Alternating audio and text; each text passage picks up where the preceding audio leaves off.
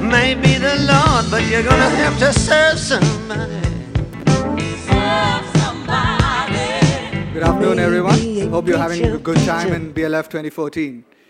Now we'll move on to a panel discussion, The Business of News, Has the Media Sold Its Soul? The panelists for this discussion are Mrinal Pande, Tanja Dückers, and Madhu Trehan. And the moderator for this panel is T.M. Veeraraghav.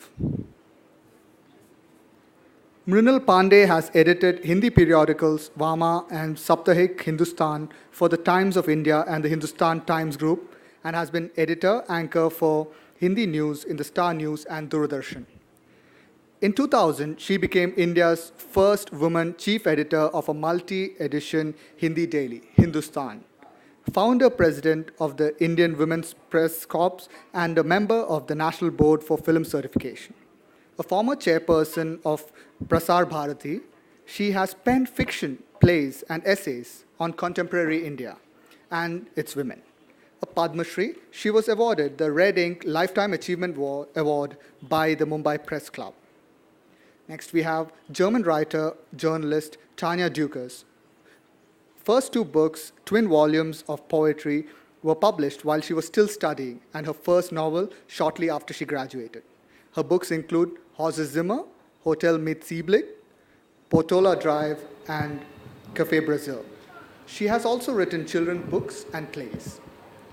And then we have Madhu Trehan, who started the news magazine India Today in 1975, produced and anchored TV news magazine program News Track, and became known as a pioneer in investigative journalism. She has written the book Prism Me a Lie, Tell Me a Truth, Tehalka as metaphor, and is now editor-in-chief of www.newslaundry.com, a website that critiques the press and media. And we have Veeraraghav TM. He was the senior editor and primetime anchor with CNN IBN. He has been a TV journalist since 1999 and is now resident editor of The Hindu, Bangalore. I give the stage on to you, sir and ma'ams. I guess TV doesn't leave you even after you move to print. So, yeah.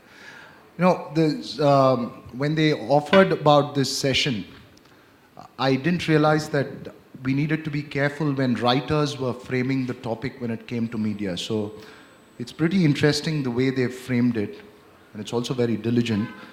They've declared it the business of news, and then they're talking about selling the soul. Now, the moment news becomes business, I think everything's up for sale.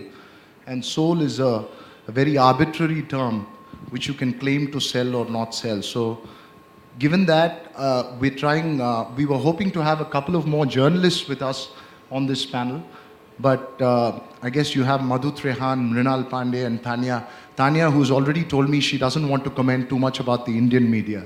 So it's going to be between Mrinal Pande and Madhu Trehan, who's come up with a fantastic website, News Laundry, which has a very beautiful portrait, if people haven't seen it, about who owns your Indian media. And she's put herself up with horns on that graphic display. No, so I think the first issue that we're going to try and probably start off is about when you say business of news, then is the crucial issue on who owns the media? I mean, does it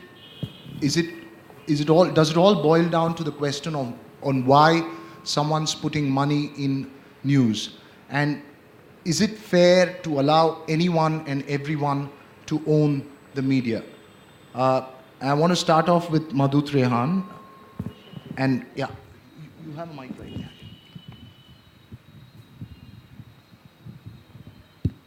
Yeah, I think. Yeah. So would you believe that the fundamental issue as far as India is concerned and the Indian media is concerned today is who is actually owning the media and why they own it? I think the fundamental issue is in your title. Where is the title? Right here. Has the media sold its soul? With a question mark. I think you should remove the question mark, first thing. Did it have a soul? This is what I'm getting to. Yes.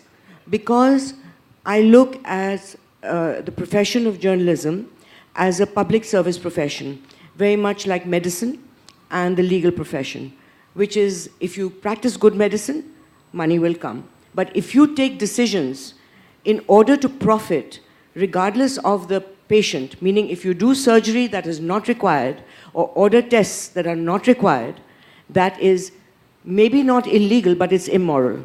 The same way a lawyer will extend a case forever, take the client for a ride, just to make more money, and I think that is also immoral. It may not be illegal, but it's immoral. These are public service professions.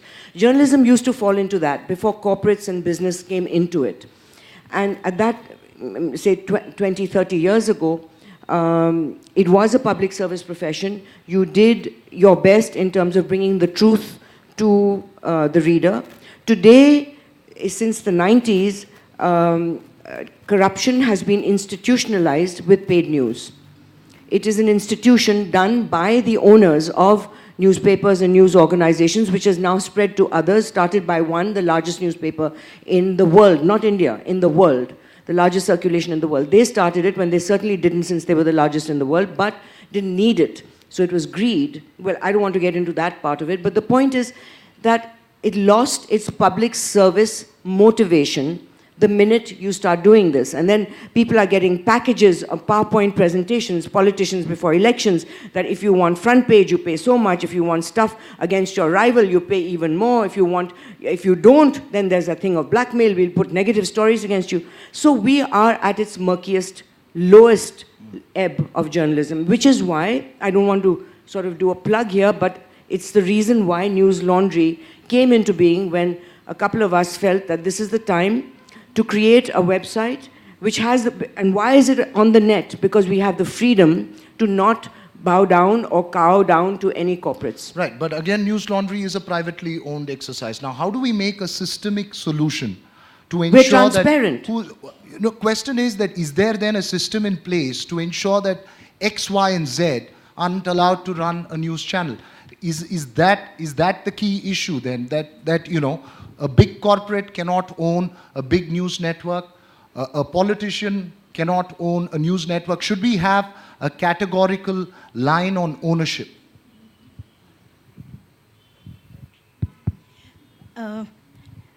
I think we are getting a little carried away here. Basically, the business of news dissemination costs money. We would all agree on that. And the wider you disseminate, the more sophisticated your print technology and the technology you use if you are using the audio-visual media, it costs money. Now, where's the money to come from? You get it either by subscription to the cover price. That, again, has been disturbed for the last 30-odd years by major newspaper-owning groups. They have kept the cover price of their English language newspapers extremely low, and they have cross-subsidized the wealthy buyers of English language newspapers by charging the agencies for advertisements that they invite. Now, this has impacted things two ways. One, the English language newspapers kept getting fatter and cheaper, and the sister dailies in Indian languages, which the same publishing houses published, kept getting thinner and more expensive. There was a time in Hindustan Times, also Times of India, where their English dailies were selling at 1 rupee, and their Hindi dailies, which were 1/3 or 1/4 the size of the English daily, were selling at 4 to 5 rupees.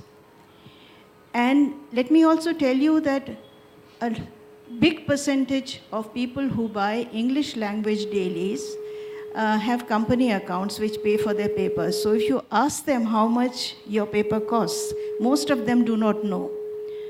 It may be 1 rupee 1 month, it may be 1 rupee 50 paisa the next month. Whereas the Hindi reader, whom I know very intimately because I have dealt with him and her over the last so many decades, they keep track of every penny that they spend on their paper. So they are very discriminating readers. And they want good value for money. They want that they have specific needs which they want their newspapers to address. And there is now a big choice available to them. So from Bhabua or from some village in Bhagalpur, they are willing to take a bus to town to come to the kiosk, compare which edition has maximum local news for them, and then buy the newspaper. So the two have been operating very differently in the market. But the fact is that the ownership eventually does impact, especially during election times. The vernacular dailies become much more important than the English language dailies, because they are the ones who go ahead and capture your votes. So then the phenomena of paid news begins to be visible, but it has been there always. Prabhash Joshi drew attention to it around 2004, something like that. But I told him, "Itne saal aap kya kar rahe the?" You know, every election, Hindi akhbaron mein, you know, there are major Hindi dailies.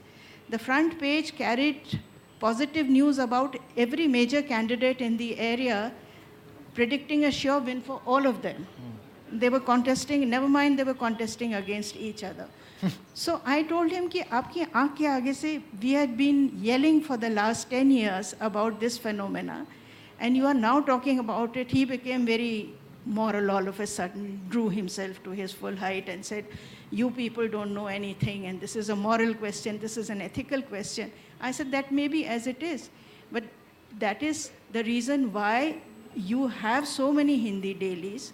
They do not print the Hindi dailies for charity. They need money also. And since you will not allow the owners to spend more money on their language dailies, they spend much more money on salaries, for example, for the staff. So if you pay peanuts, you get monkeys. And then you get papers which will bring in news, and you encourage it. I have seen the managers, the professional managers also made their entry around the same time in the print media as the color television.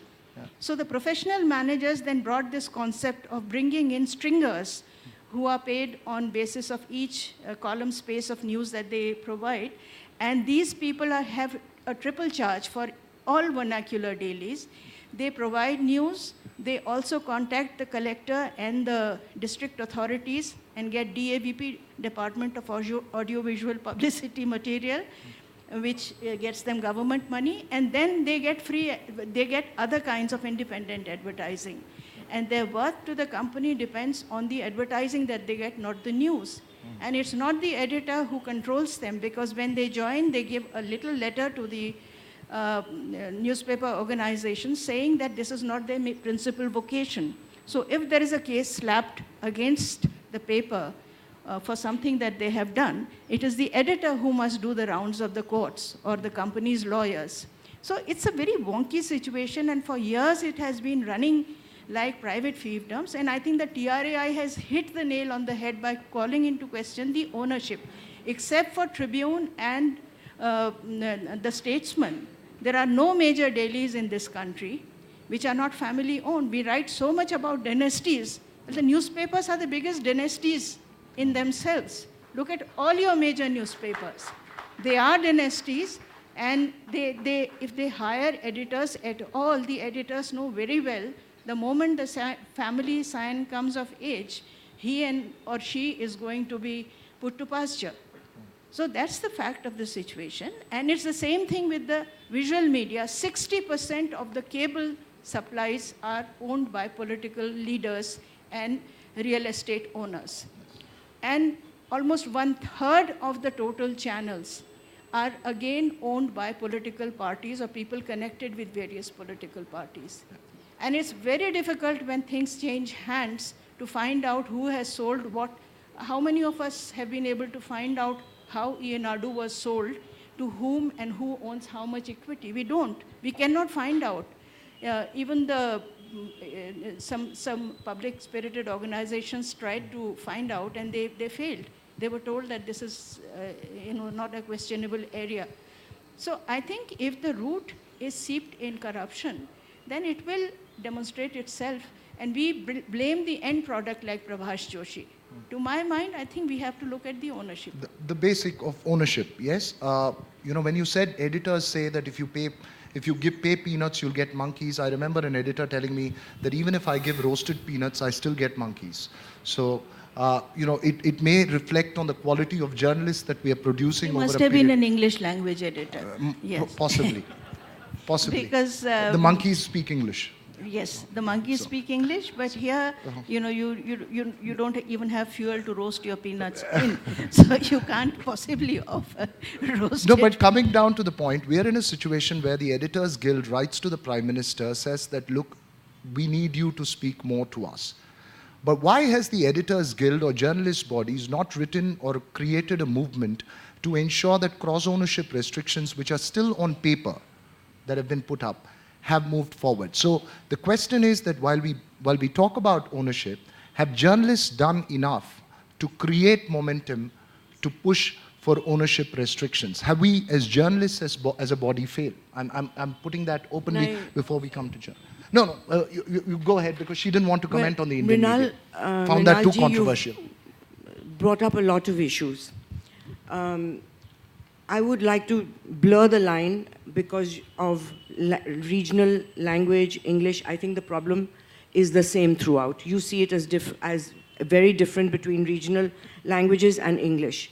As far as paid news is concerned, and corruption and institutionalized corruption, I agree that it was started by owners, not by journalists. Maybe one or two journalists were doing it, and the owner decided that why should he be making money? We should institutionalize it, and it happened. You were in a film called Brokering News, in which you exposed the kind of paid news that was being conducted in all papers, in regional as well as English. You spoke about it very articulately. And what you said in that film, and I suggest that if you get a chance, you can see it on YouTube. It's also on News Laundry. It's called Brokering News. It's a documentary which completely exposes what journalism is today. It was made many years ago, but everything that it says, it shows is true even today, if not worse. Secondly, the Press Council of India commissioned an investigation done by Paranjoy Thakurta and one more person to investigate paid news. The committee of the Press Council, after the report came out, voted to bury it because there were some people on that committee who belonged to the organizations that were exposed in that report, in the investigation. So Paranjoy Thakurta, being what he is, he put it on the net anyway. If you go into Outlook magazine and Google it, and you will see that report, all the newspapers are exposed in what they do. So the fact is, I don't care whether it's Hindi or regional or English or whatever, peanuts or monkeys, I don't care. The fact is that if we are selling editorial space, it's different if you're selling advertising. That's legal, that's normal, that's moral. Sell advertising space, but don't sell editorial space written by a PR person of a politician or a corporate house and pretend that it's news. In that film, I think it was you who mentioned that a politician's story, ostensibly a story, appears in 3 different newspapers with 3 different bylines with identical, not a word changed, because it's written by his PR person. If he had paid more, he'd get something against his rival. So today the reader is being cheated. The owners of news organizations are saying, we're not in the business of news, we're in the business of advertising. But the reader does not know you're in the business of advertising. We are buying newspapers. The average reader is buying a newspaper thinking it's news. So how do we come across saying that, it's a bit of, it has to make money? All these news organizations made very good money. The turnover of Times of India last year in the quarter was 10 billion rupees. That's the salaries of the editors and the reporters have not been increased in the same ratio. So, and the others, Mrinal is right, that the price lowering of the price has been done to kill the competition, so that because they are making money by selling editorial space.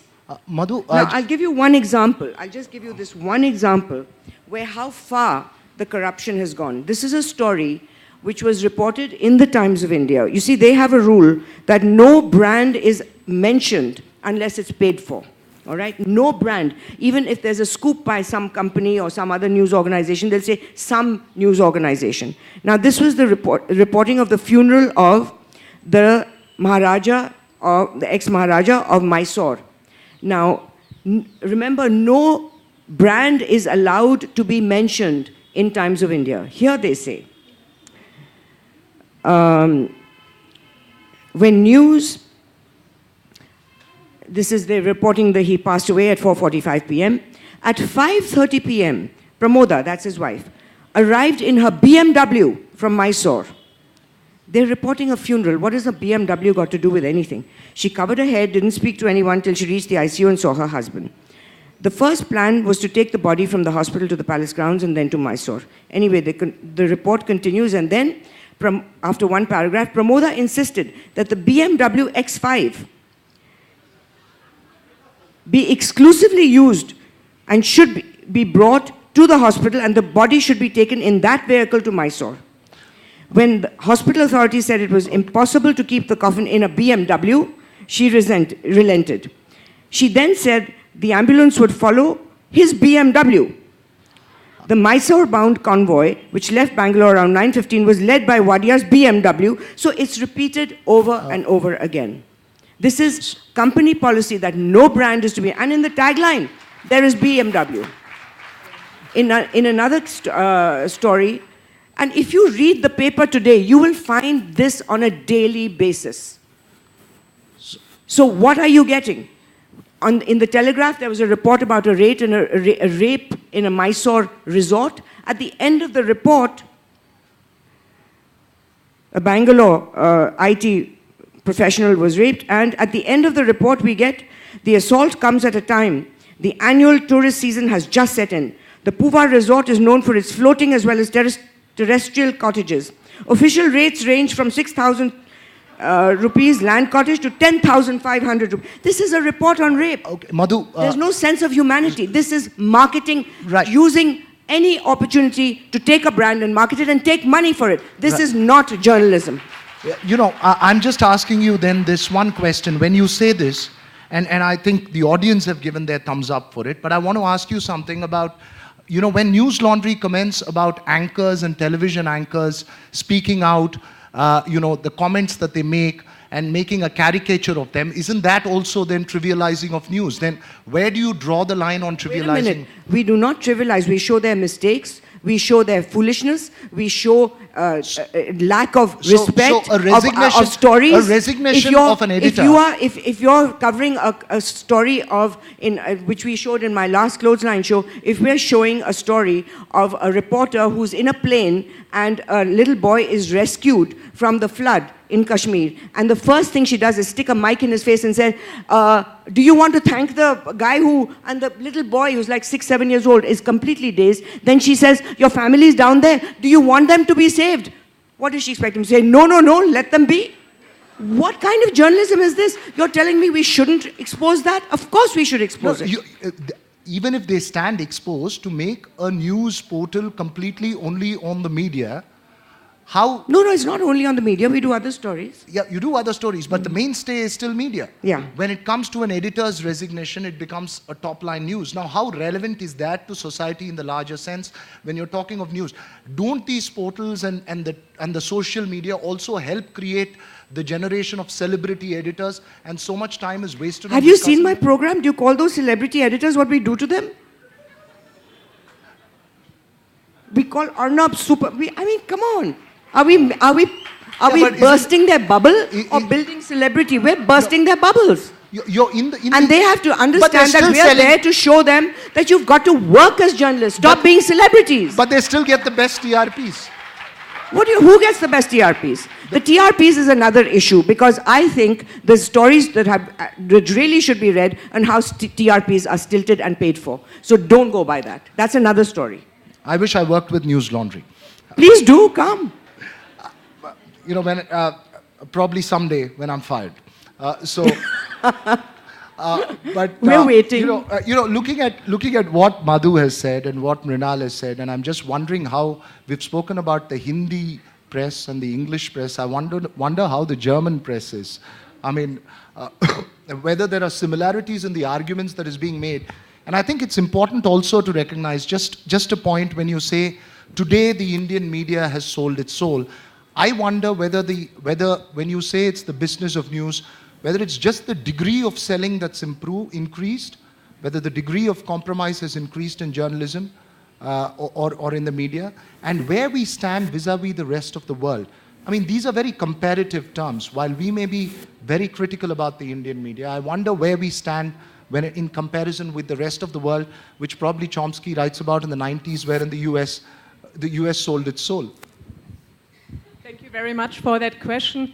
First of all, why I didn't want to comment too much on media in India. I just arrived a week ago in India for my first time, so I'm not going to judge on Indian media. It would be really a bit silly. So I thought, what can I contribute to this panel today? And I thought I'd talk a little bit about the journalistical crisis we face today in Europe. In Germany, we have a situation in the moment where the print media are really losing their readership, and it's a big, big problem. The big newspapers fire in the moment more journalists than they did in the last 60 years. It's said that the only year where we had a similar situation in firing was 1949. See that? So it's really a big problem. Some big newspapers like Frankfurter Allgemeine Zeitung, they are firing right now 200 journalists from 500. So this is a big question, how the print media can survive. And I give you an example of France. Maybe you have known of Libération. This is the great left-wing newspaper which was founded by Jean-Paul Sartre in 1973. And you know, you have Le Figaro, this is the conservative newspaper, and there was like the opposite Libération. And now this newspaper is like in such a bad economical shape that, talking about ownership, two entrepreneurs have bought Libération. And what are their plans with this newspaper, this traditional newspaper? Their plans are Libération has to give up their main site in Paris, in the center of Paris, move outside in the outskirts of Paris, and their base is now turned into a cultural warehouse. You know, there you can buy maybe books, but I'm sure a lot of gadgets and other things. So this is really a quite depressing situation. And one big question we have in Germany and also in Europe is that the print media are losing their readership because of the online media. And what I would like to ask my colleagues here on stage is, how's the situation in India? Like, for example, in the United States, you know, the New York Times, and the New York Times online edition has now more journalists working for them, more editors than the print edition. So there's really a change. And I think this is a quite difficult situation because quality journalism really needs a lot of money. I mean, in order to do investigative journalism, you often, to do like profound research work, you need good paid journalists. And the online media, for example, Huffington Post, in the beginning or quite for a long time, they didn't pay their editors at all. So there's a tendency in online journalism really to move towards kind of infotainment. And whereas there's the perspective, I fear, and not only me, but many journalists and writers in Germany, that the I'm sorry, that the profound, serious print journalism will be something elitist. You have to pay money for it, because in the long run, it's not possible. We can read all these articles without paying anything. In the moment, it's still the situation, but it's going to change. There are already media who ask you for money. So then only some people will be able to pay for this like quality journalism, whereas the mass media will become some kind of infotainment. And to return to the example of the Huffington Post, this online newspaper from New York based, the articles who appear in front are the ones that receive the most clicks from the readers. So, I mean, it's the reader who decides what comes up first. You may say, oh, how great, how democratic, the reader is deciding. But on the other hand, why shouldn't the editors decide what they want to put forward? So I'm questioning my colleagues about the situation of print media in contrast to online media. I would like to hear something about before that. we attempt to answer that question, at the grave risk of answering it, I just wanted to know, and I may be overstepping my brief here, have you been watching Indian television news over the last 1 week? That's infotainment. If you want to, I wanted to know, is there an Arnab Goswami equivalent in Germany? I mean, has he caught your attention? At the moment, he's threatening Obama. So, I wonder, Indians have already been terrorized, so. Well, I agree with what my Without colleague watching, said. you agree. Thank you. I guess you've heard enough. You're going by the popular, this one. But anyway, jokes apart, coming down to that question, before we get the question of online and print, Madhu, while it sounds really great to say all this about free media and all that, at the end of the day, you're rich, I'm not. I need my salary. And I need the editor to pay my salary. And that's a very good point. I'll tell you. We need to work. I just want to get Mrinal in here. But you said I just want to know. This is a serious issue on News Laundry. You're not able to pay salaries? No, exactly. We don't take salary. None of us are taking salaries. Okay. The reason is because we want viewer engagement, reader engagement. We want our viewers to subscribe and pay us, particularly for stories. Like if we put up a story that we're sending someone to Kashmir, this is how much it requires. Good. If you can subscribe, then... Now, I've met hundreds of kids over here who said that they are familiar with News Laundry. I said, do you subscribe? No, we don't. But the point is that we really need subscriptions. Otherwise, free media like us, our slogan is pay to keep news free. And that is, I'm sorry to make this pitch, but you brought it up. No, okay. So, well, I'll pay now, for News Laundry as long as I have my salary from the mainstream media. The reason why in India news channels have become infotainment is because it's much cheaper to have one anchor person with 6 people just talking in a studio than to invest in doing serious research and sending out people to do stories. And that costs money, yes. And that is an inexpensive way for them to cover the evening with 2 debates with people shouting at each other. I'm just adding one point to you. This is not just an India phenomenon. This is an around the world phenomenon where studio-based discussions have gone through because of the cost effectiveness. I mean, I understand this sounds really great to do the media bashing, but is there a practical solution? I mean, it's great. I love it.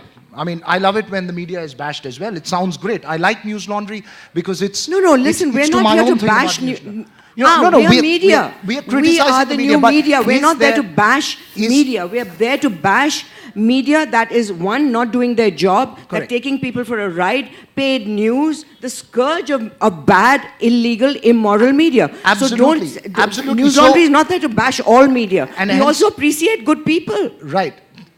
We give, Do I get an appreciation on News Laundry tomorrow for agreeing? Let's see. Story karte ho? So, is there a practical solution in place? Should we have something of the nature, and I'm just proposing this, something of the nature of an Ofcom which is controlling the television media in the UK, or should we have something of a constitutional or a semi-constitutional, quasi-constitutional body which is not as inactive as the I forget the name. The press council. Sorry, I was obsessed with press clubs. So, the press council, should we have a body like the press council, or should we form another body and generate funds from the rich infotechians of Bangalore to create a media? I mean, what is the solution going forward? Is there any that you see? See, there are no easy solutions because the media has so many forms by now. And we were discussing online media, and in the Hindi media and in vernacular media in general, peculiar things are happening. Like all the big ticket commentators and editors who are being offloaded in the West have now taken to writing for syndicates which supply news and editorials to India as well. And I notice more and more in Hindi papers at least, suddenly we have, editorial page is 5 days in the week, the editorial page is filled with translations of Friedman, of, all kinds of peculiar people whom I don't even know as journalists. And the content is, it's about global warming or, it has nothing to do with the local content which the people really crave. And as I said, the ordinary Hindi reader who's shelling out 5 rupees from a fairly tight budget is very discriminating. And therefore, one of the places which one should watch out is Bihar, where you find some of the most politically astute and politically sensitive people. They pay the biggest money because every print media product sells the largest numbers in Bihar. And the next comes Odisha. These are 2 poor states where people pay big ticket money, keeping in mind their basic monthly budgets, to get news. And therefore they sit and actually count the stories. And if I talk to my dealers and the vendors, who are the best judges of which way people are buying, they tell you कि कल आपके उसमें front page में 10 story थी, दैनिक जागरण में 12 थी, और दैनिक जागरण में दंगे की 2 तस्वीरें थी, आपके यहाँ एक ही तस्वीर थी. So I salute those readers because in this day and age, they are still looking for news and local news. But having said that, the very same readers also have spawned another generation which is upwardly mobile and very ambitious and looks to English language as a ladder. And for them, Thomas L. Friedman in translation is a good name to drop around. कि यार Fridman ने ये कहा है America में, या वहाँ के फ्रांस के चर्चित जर्नलिस्ट ने ये लिखा है. You very often come across, comment. हमारे यहाँ पुराना वो है हिंदुस्तान में, in Sanskrit also, in especially 10th century onwards, कि हम लोग कमेंट्री पर कमेंट्री लिखते हैं पर मूल ग्रंथ बहुत कम पढ़ते हैं. So, टीका की टीका होती है कि उन्होंने अभिनव गुप्त ने टीका लिखी, अभिनव गुप्त के ऊपर कल्लीनाथ ने टीका लिखी, कल्लीनाथ के ऊपर किसी और ने टीका लिखी. And by the end of you come to these टीकाज on टीका, you've forgotten about the original thing. तो हिंदी में एक तो ये चीज़ हो रही है which watching out for. The other interesting thing is I was very happy when some dumb chief minister started distributing free laptops, and I thought that this will make people, give people many dumb chief ministers have done bigger access to net, and therefore news streaming can take another form, and those who want to produce cheap news and get it across to the villages and to the rural readership will use this. I'm horrified to learn from friends who operate in rural and semi-rural areas that these laptops are mostly being used to download YouTube material, mostly crime, pornography, and films. So much so that in Bihar today, you have a battery for available for 600 rupees, which runs 1 table fan and 1 bulb for you through the night. You use that. Also, you then buy a Chinese plate, it is called, for 50 rupees, which you attach, which converts DC into AC. Then you attach your laptop to it, and then you download films. Also, the local Bania has now become a distributor of films. He goes to the city and picks up 30 films for 200 rupees, and then downloads it on people's mobiles, because now mobiles are cheaper and have net access. He downloads them on mobiles for 2 rupees per film. So while we are watching Khoobsurat, back or beyond also they can watch Khoobsurat, but they are not watching news, the younger people. And that is what something I find worrisome, because their parents' generation was very discriminating. It also kept the editors and the staff on a fairly tight leash, also the dealers and the local managers. But now the taste shifting, the same managers are laughing and telling the editors, people like infotainment, so why should we not have infotainment? So every Hindi daily is now increasing the color pages and making those full of the kind of news which they are told the young want. Nobody has carried out any scientific survey. Nobody has studied the market. क्योंकि हिंदी वालों के लिए मान लिया जाता है कि जो राजा ने कहा वही सही है, खाता न बही जो केसरी कहे वो सही. So you know, the moment you started speaking about the readers, they came and told me that we're running out of time. Okay. We're only allowed to talk about journalists, I think. But coming down to that, the question then is that it's a bit of a chicken and egg. At the end of the day, is the editor, Ajit Pillai, in his book Off the Record, starts off saying that the editor says in the name of what the reader wants, he tends to push what he wants. So is this pretty much where we are headed, in the sense that are we just reflecting the dearth of journalism that you speak about, the dearth of television, the infotainment that you speak about? Is this a reflection of a society which has lost interest in serious issues? Now, I'm willing to write about serious issues, and I know that there are papers, and I will, since I work for one, I will say that paper, but otherwise there are other papers as well which do take serious issues. But how much of it is done? How much of it is catching the reader's attention? How interested is he to do? I think we're in transition, we're at the cusp.